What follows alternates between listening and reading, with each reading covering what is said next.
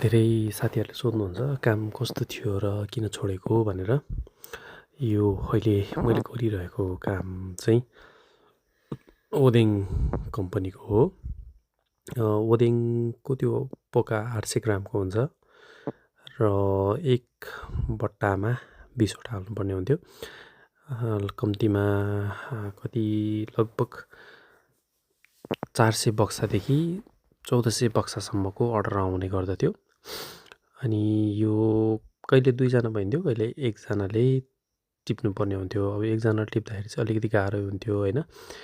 त्यो आउने चाहिँ यसरी मेसो लाएर आउँथ्यो, त्यो सबै टिपेर हाल्नु पर्थ्यो। भित्र चाहिँ 4 वटा मेसिनबाट चलेको बेलामा चाहिँ अझ गाह्रो हुने गर्थ्यो होइन। सामान्य हेर्दाखेरि चाहिँ त सजिलो जस्तो लाग्छ, के छ र जस्तो होइन। कार्टुन आएको छ अनि टिपेको छ, हालेको छ अनि धकेलेको छ, अनि एसीमा बसेको छ भन्ने पनि हुन्थ्यो। एसी त एसी थियो होइन, जाडोमा न्यानो बनाउनु पाउने, गर्मीमा शीतलोमा काम गर्न पाउने। तर काम गर्दै जाँदाखेरि चाहिँ अलिकति कठिन भएर कम्पनी अहिले छोडेर बसेको अवस्था छ होइन। कतै काम छ भने चाहिँ खबर गर्न सक्नुहुन्छ है त।